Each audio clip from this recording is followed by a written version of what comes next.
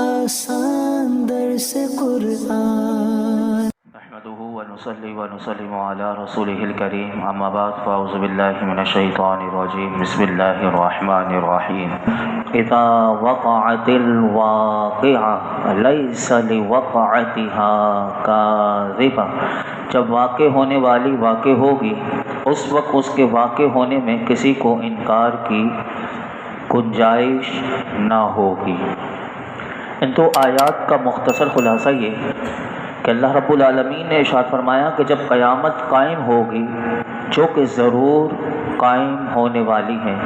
تو اس وقت ہر ایک اعتراف کر لے گا اور اس کے واقع ہونے کا انکار کوئی بھی نہیں کر سکے گا، اور قیامت چونکہ باہر صورت واقع ہوگی اس لیے اس کا نام واقعہ رکھا گیا۔ یہ سورہ واقعہ اسی لیے اس نسبت سے اس کو واقعہ کہا گیا کہ قیامت تو ضرور واقع ہوگی۔ اس دو آیات سے ہمیں یہ معلوم ہوا کہ جب قیامت ضرور واقع ہوگی تو پھر اس کے لیے مجھے، آپ کو، ہم سب کو، مسلمانوں کو، ہر ایک کو قیامت سے پھر ڈرنا چاہیے، اور اس دن کے لیے یہی دنیا کی زندگی ملی ہے تو پھر اس دنیا کی زندگی میں ہی تیاری کرنی پڑے گی، کر لینی چاہیے کیونکہ اس کے بارے میں قرآن میں بہت سے مقامات ہیں، جیسے کہ اللہ رب العالمین نے سورہ بقرہ میں ارشاد فرمایا کہ واتقوا، اور اس دن سے ڈرو، یوم لا تجزی نفس عن نفس شیئا ولا يقبل منها، فرمایا کہ اور اس دن سے ڈرو کہ جس دن کوئی جان کسی دوسرے کی طرف بدلہ نہ دے گی، ولا يقبل منها شفاعة ولا يؤخذ منها عدل ولا هم ينصرون، اور نہ کوئی سفارش کسی کی مانی جائے گی اور نہ اس سے کوئی معاوضہ لیا جائے گا اور نہ ان کی مدد کی جائے گی۔ آج دنیا میں تو ایک دوسرے کی سفارش بھی ہو جاتی ہے، ایک دوسرے کا بدلہ بھی ایک دوسرے کا ہو جاتا ہے، ایک دوسرے سے معاوضہ لے کر بھی اس کو چپ کروا لیا جاتا ہے، کوئی کسی کا قاتل ہو، وہ عورت ہو، امیر زادی ہو، تو پھر ہم دیکھتے ہیں اسی طرح اندھا قانون ہو تو اس کو سزا بھی نہیں ملتی، وہ پاگل بھی اس کو عدالت کہہ دیتی ہے، لیکن وہ جو عدالت اس کو پاگل کہہ رہی ہے، لیکن یہ نہیں کہ وہی کروڑوں کی گاڑی لے کر کسی کو بھی کچل کر چلی جائے اور اس طرح اس کو دنیا میں وہ اس کو پاگل قرار دے کر وہ باہر ملک سے چلی جائے، اس کے اوپر کوئی کیس نہ بنے۔ بہرحال یہاں تو دنیا میں یہ اندھا قانون چل سکتا ہے، لیکن اس دن کوئی اندھا قانون نہیں ہوگا۔ اس دن فرمایا کہ کسی کی کوئی سفارش نہیں ہوگی، نہ کوئی ایک دوسرے کا بدلہ ہوگا اور نہ کسی کی مدد کی جائے گی، جیسے اعمال ہوں گے ویسی جزا اور سزا ہوگی۔ اسی طرح ایک اور مقام پر میرے رب کا قرآن جو ہے وہ بتاتا ہے، یہ بھی سورہ بقرہ میں ہی آتا ہے کہ واتقوا یوما ترجعون فیہ الی اللہ، اور اس دن سے ڈرو جس میں تم اللہ کی طرف لوٹائے جاؤ گے، ثم توفی کل نفس ما کسبت وہم لا یظلمون، پھر ہر جان کو اس کی بھرپور دی جائے گی، پھر ہر جان کو اس کی کمائی بھرپور دی جائے گی اور ان پر ظلم نہیں ہوگا۔ اسی طرح ایک اور مقام پر اللہ رب العالمین سورہ آل عمران میں ارشاد فرماتا ہے فَكَيْفَ إِذَا جَمَعْنَاهُمْ لِيَوْمٍ لَا رَيْبَ فِيهِ وَوُفِّيَتْ كُلُّ نَفْسٍ مَا كَسَبَتْ وَهُمْ لَا يُظْلَمُونَ، تو کیسی حالت ہوگی جب ہم انہیں اس دن کے لیے اکٹھا کریں گے کہ جس میں کوئی شک نہیں اور ہر جان کو اس کی پوری کمائی دی جائے گی اور ان پر ظلم نہ ہوگا۔ آگے اللہ تعالیٰ نے اس تیسری آیت میں سورہ واقعہ کے ارشاد فرمایا خافضۃ رافعہ، کسی کو نیچا کرنے والی، کسی کو بلندی دینے والی۔ اس آیت کریمہ میں اللہ تعالیٰ نے قیامت کے دن جو ہوگا اس کا ایک وصف بتایا۔ کیا ہوگا قیامت کے دن؟ فرمایا کہ قیامت کا دن یہ ہوگا کہ یہ کسی قوم کو اس کے اعمال کی وجہ سے جہنم میں گرا کر اسے نیچا کرنے والی ہے، اور فرمایا کسی قوم کو اس کے اعمال کی بنا پر جنت میں داخل کر کے اسے بلندی دینے والی ہے۔ حضرت عمر بن خطاب फारूक आज़म रज़ी अल्लाह ताला अन्हु इस आयत करीमा की तफसीर में फरमाते हैं, क़यामत अल्लाह के दुश्मनों को जहन्नम में गिरा कर जलील करेगी और अल्लाह के जो दोस्त हैं, औलिया हैं, उनको जन्नत में दाखिल करके उनके मर्तबे बुलंद करेगी। और इसी तरह हज़रत अब्दुल्ला बिन अब्बास जो तर्जुमानुल कुरान हैं, जो सबसे बड़े मुफस्सिर कुरान हैं, वो फरमाते हैं इस आयत की तफसीर में कि जो लोग दुनिया में ऊंचे बनते थे, क़यामत उन्हें पस्त और जलील करेगी, और जो दुनिया में जो लोग कमज़ोर थे, आजिज़ी और इंकिसारी किया करते थे, क़यामत उनके मर्तबे बुलंद करेगी। आगे इरशाद फरमाया, इदा रुज्जतिल अर्दु रज्जा व बुस्सतिल जिबालु बस्सा फ़कानत हबाअम मुंबस्सा। जब ज़मीन बड़े ज़ोर से हिला दी जाएगी और पहाड़ खूब चूरा चूरा कर दिए जाएंगे तो वो हवा में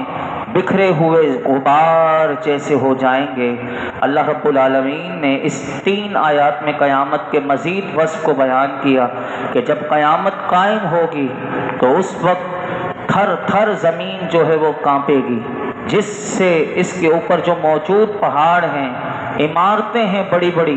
फरमाया कि वो तमाम इमारतें जो हैं वो गिर जाएंगी और ज़मीन के अंदर जो होगा वो अपने अंदर की तमाम मौजूद चीज़ों को बाहर, जब तक वो बाहर नहीं आ जाएंगी वो ज़मीन कांपती रहेगी। यानी जब तक अपने अंदर जो कुछ होगा वो जब तक बाहर नहीं निकालेगी, जब तक ये ज़मीन कांपती रहेगी। अल्लाहु अकबर। और फरमाया पहाड़ जो हैं वो चूरा चूरा होकर खुश्क सत्तू की तरह रेज़ा रेज़ा हो जाएंगे और वो इस वजह से वो हवा में बिखरे हुए गुबार जैसे नज़र आएंगे। आज भी अल-अमान वल हफीज़ अल्लाह अपनी हिफाजत में रखे कि चंद सेकंड का ज़लज़ला होता है, कैसे ज़मीन बोस हो जाती हैं बड़ी बड़ी इमारतें, और वो तो ज़लज़ला कैसा क़यामत का ख़तरनाक ज़लज़ला होगा, इंसान ये सोचे तो सही। अब आइए कि अगली जो आयत नंबर 7 है सूरह वाक़िया की, अल्लाह रब्बुल आलमीन ने 3 गिरोह हैं, कौन कौन से सुनिए। फरमाया वकुंतुम अज़वाजन सलासा, और ए लोगों तुम 3 किस्म के हो जाओगे। अब वो कौन से हैं? फरमाया फ़अस्हाबुल मैमनति मा अस्हाबुल मैमना, तो दाएं जानिब वाले जन्नती क्या ही दाएं जानिब वाले हैं। वअस्हाबुल मशअमति मा अस्हाबुल मशअमा, और बाएं जानिब वाले यानी जहन्नमी क्या ही बाएं जानिब वाले हैं। वस्साबिकून अस्साबिकून, और आगे बढ़ जाने वाले तो आगे ही बढ़ जाने वाले हैं। ये 3 गिरोह का अल्लाह ने जिक्र किया। अब इन 3 आयत में क्या बताया सुनिए। यहाँ पर अल्लाह रब्बुल आलमीन ने क़यामत के दिन मखलूक का हाल बयान किया और फरमाया कि उस दिन के बारे में ख़बर देते हुए फरमाया जिसमें से 2 तो जन्नत में जाएंगे और 1 जहन्नम में जाएगा। वो क्या पहली किस्म के लोग जो दाएं जानिब वाले होंगे, और एक कौल इसमें मुफस्सिरीन ने मुख्तलिफ कौल लिखे कि दाएं जानिब में जो हैं, फरमाया इनसे मुराद वो लोग हैं कि जिनके नामाए अमाल दाएं हाथ में दिए जाएंगे, ये वो लोग हैं। इसके बारे में मुफस्सिरीन ने ये भी लिखा कि इससे मुराद वो लोग हैं जो मीसाक के दिन, यानी जब आलम अरवाह में हज़रत आदम अलैहिस्सलातु वस्सलाम की पुश्त से अल्लाह ताला ने सारी ज़ुर्रियत को निकाला था और पूछा था अलस्तु बिरब्बिकुम, क्या मैं तुम्हारा रब नहीं हूँ? तो मुफस्सिरीन कहते हैं ये वो वाले उस दिन जो दाएं जानिब हज़रत आदम अलैहिस्सलातु वस्सलाम के थे, तो इससे मुराद वो लोग हैं। और तीसरा कौल इसके बारे में मुफस्सिरीन ने ये लिखा कि इनसे मुराद वो लोग हैं कि जो क़यामत के दिन अर्श के दाएं जानिब होंगे। और चौथा मुफस्सिरीन का कौल इसके बारे में ये है कि अल्लाह ताला ने दाएं जानिब वालों की शान ज़ाहिर करने के लिए फरमाया कि वो क्या ही बड़ी शान रखते हैं, वो सआदतमंद हैं और वो जन्नत में दाखिल होंगे। तो यहाँ से दाएं जानिब से भी हमें ये पता चला कि दाएं जानिब वाले अल्लाह को बड़े पसंद है, इसीलिए नमाज में भी दाएं जानिब वालों की पहले फजीलतें फिर बाएं जानिब, तो इसलिए ये भी हमें यहाँ से भी। इसी तरह दूसरी किस्म क़यामत के दिन जो मखलूक की होगी वो बाएं जानिब वाले, اس کے بارے میں بھی مفسرین نے مختلف قول لکھے۔ ایک قول یہ ہے کہ اس سے مراد وہ لوگ ہیں کہ جن کا نامہ اعمال ان کے بائیں ہاتھ میں دیا جائے گا۔ دوسرا قول یہ ہے کہ اس سے مراد وہ لوگ ہیں کہ جو میثاق والے دن حضرت آدم علیہ السلام کے بائیں جانب تھے، اور تیسرا قول یہ کہ اس سے مراد وہ لوگ ہیں جو قیامت کے دن عرش کے بائیں جانب ہوں گے۔ اللہ نے ان کی حقارت ظاہر کرنے کے لیے فرمایا کہ بائیں جانب والے کیا ہی برے ہیں، وہ بدبخت ہیں اور وہ جہنم میں داخل ہوں گے۔ تیسری قسم جن لوگوں کی ہوگی، فرمایا کہ وہ آگے بڑھ جانے والے۔ تو یہاں آگے بڑھ جانے والوں کے بارے میں بھی مفسرین کے مختلف قول، کہ ایک قول یہ کہ اس مقام پر نیکیوں میں دوسرے سے آگے بڑھ جانے والے مراد ہیں، اور حضرت عبداللہ بن عباس رضی اللہ عنہما فرماتے ہیں ان سے مراد وہ لوگ مراد ہیں کہ جو ہجرت کرنے میں سبقت کرنے والے ہیں، اور وہ آخرت میں جنت کی طرف سبقت کریں گے۔ اور ایک قول اس سے مراد یہ ہے کہ اس سے وہ لوگ مراد ہیں کہ جو اسلام قبول کرنے کی طرف سبقت کرنے والے ہیں، اور ایک قول اس سے مراد یہ ہے کہ اس سے وہ مہاجرین اور انصار صحابہ کرام مراد ہیں کہ جنہوں نے دونوں قبلوں کی طرف منہ کر کے نمازیں پڑھی۔ اللہ تعالیٰ نے ان کے بارے میں ارشاد فرمایا کہ وہ جنت میں داخل ہونے میں آگے بڑھ جانے والے ہیں۔ اب ان کے تعریف اور ان کی جزا اللہ تعالیٰ نے اگلی آیات میں ان تینوں گروہ کا پہلے ذکر کیا، اب ان تینوں گروہ کی جو جزا اور سزا ہے وہ بڑے خوبصورت انداز میں سورہ واقعہ میں بیان کی۔ اب سنیے، فرمایا اولئک المقربون فی جنات النعیم، وہی قرب والے ہیں نعمتوں کے باغوں میں ہیں۔ یعنی سب سے پہلے آگے بڑھ جانے والوں کی جزا بیان کرتے ہوئے اللہ تعالیٰ نے ارشاد فرمایا کہ یہ جو آگے بڑھ جانے والے ہیں نا، یہی اللہ کی بارگاہ میں مقرب درجات والے ہیں، اور وہ نعمتوں کے باغوں میں ہوں گے۔ سلۃ من الاولین وقلیل من الاخرین، فرمایا کہ وہ پہلے لوگوں میں سے ایک بڑا گروہ ہوگا، اور بعد والوں میں وہ تھوڑے ہوں گے، بعد والوں میں سے وہ تھوڑے ہوں گے۔ ارشاد فرمایا کہ آگے بڑھ جانے والوں جو ہیں وہ پہلے لوگوں میں سے بہت ہیں اور بعد والوں میں سے تھوڑے ہیں۔ تو پہلے لوگوں سے کون مراد ہیں؟ تو مفسرین فرماتے ہیں کہ پہلے لوگوں سے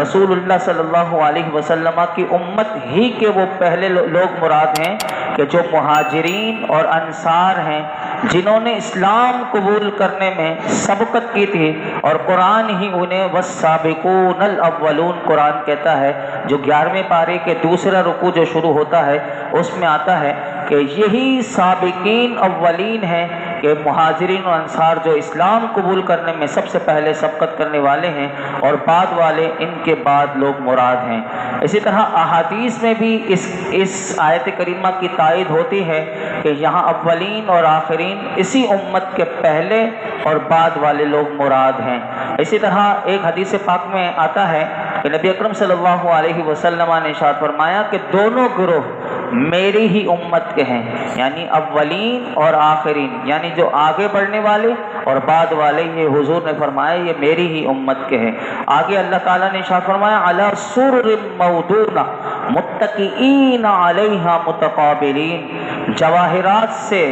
یعنی جڑے ہوئے تختوں پر ہوں گے اور ان پر تکیہ لگائے ہوئے آمنے سامنے، یعنی ان کی جزا بیان کی کہ جو اللہ کے مقرب بندے ہیں، اللہ تعالیٰ نے ان کا مزید حال بیان کیا قیامت کے دن انہیں کیسے کیسے انعامات ملیں گے۔ فرمایا کہ وہ جنت میں ایسے تختوں پر ہوں گے جن میں لال، یاقوت، موتی وغیرہ جواہرات جڑے ہوئے ہوں گے، اور وہ ان تختوں پر عیش و نشاط کے ساتھ تکیہ لگائے ہوئے ایک دوسرے کے سامنے موجود ہوں گے، اور ایک دوسرے کو دیکھ کر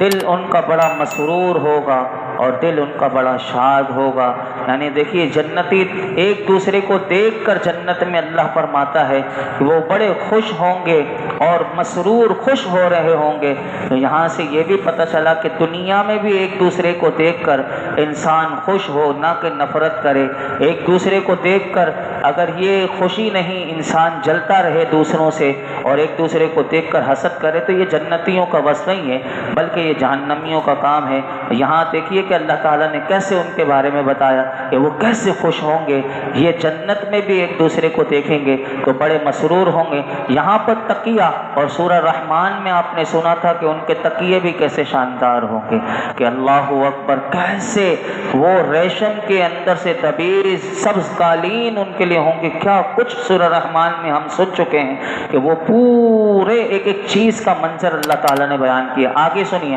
فرمائے یطوف علیہم ولدان مخلدون باکواب وابارک وکأس من معین لا يصدعون عنها ولا ينزفون وفاکہۃ مما يتخیرون ولحم طیر مما یشتہون، اور ان کے ارد گرد ہمیشہ رہنے والے لڑکے پھریں گے کوزوں اور سراہیوں اور آنکھوں کے سامنے بہنے والی شراب کے جام کے ساتھ۔ اس سے نہ انہیں سر درد ہوگا اور نہ ان کے ہوش میں فرق آئے گا، اور پھل میوے جو جنتی پسند کریں گے اور پرندوں کا گوشت جو وہ چاہیں گے۔ ان آیات کا جو 5 آیات ہیں، اس کی تفسیر انشاءاللہ کل ہم سماعت کریں گے۔ ترجمہ میں نے آپ کے سامنے رکھ دیا کہ اللہ رب العالمین نے کیسے یہ مقرب جو ہوں گے اللہ کے، جو جنتیوں میں سب سے آگے بڑھ جانے والے، ان کے لیے کیسے زبردست انعامات اللہ رب العالمین نے رکھے ہیں، اور بعد والوں میں وہ تھوڑے ہیں۔ اور دائیں جانب والوں کا بھی جزا سنیں گے، بائیں جانب والوں کی سزا بھی سنیں گے کہ وہ کیسے اللہ کی بارگاہ میں وہ مردود ہوئے، وہ جہنم میں جائیں گے تو وہ کس وجہ سے، اور ان کی سزا کیا ہوگی، وہ بھی سورہ واقعہ میں آئے گا۔ اللہ رب العالمین ہمیں اچھے اعمال کی توفیق عطا فرمائے، اور اپنے رضا اللہ تعالی ہمیں نصیب فرمائے، اور اللہ تعالی ہمیں بھی جنت والے اعمال کی توفیق عطا فرمائے۔ الحمدللہ رب العالمین، والصلاۃ والسلام علی سید الانبیاء والمرسلین وعلی آلہ واصحابہ اجمعین۔ یا اللہ پاک جو کچھ سنا اس میں کوئی غلطی کوتاہی ہو معاف فرما، اپنی بارگاہ میں قبول فرما، ہمارے لیے سیکھنا سکھانا سمجھنا سمجھانا آسان فرما۔ یا رب العالمین قرآن پاک کا نور اور اس کا فیضان نصیب فرما۔ یا رب العالمین قرآن پاک کی تلاوت کی توفیق نصیب فرما، قرآن حکیم سے الفت و محبت عطا فرما، ہمیں گناہوں سے بچا لے، گناہوں سے نفرت عطا فرما، نیکیوں سے پیار عطا فرما، نیکیوں سے محبت عطا فرما، نیکیاں کرنا ہمارے لیے آسان کر دے میرے مالک۔ نہ نیکیاں تیری توفیق کے بغیر کر سکتے ہیں، نہ گناہوں سے تیری توفیق و طاقت کے بغیر ہم بچ سکتے ہیں میرے مولا۔ ہمیں نیکیوں کی توفیق عطا فرما یا اللہ، تو ہم سے ہمیشہ کے لیے راضی ہو جا، ہم سب کو، ہمارے ماں باپ کو جنت عطا فرما، جہنم سے پناہ عطا فرما، جہنم کے عذاب سے بچا، دونوں جہانوں کی ذلت اور رسوائی سے بچا، دونوں جہانوں کی خیر، عافیت، سلامتی، عزتیں، نعمتیں، راحتیں، سکون عطا فرما، دونوں جہانوں کی ذلت اور رسوائی سے بچا۔ درس قرآن کی برکت سے، درود پاک کی برکت سے، یہ جتنے حاضرین موجود ہیں کہ اللہ ہم سب کی دلی جائز مرادوں پر اپنی رحمت کی نظر فرما۔ صلی اللہ تعالی علی خیر خلق محمد وعلی آلہ وصحبہ۔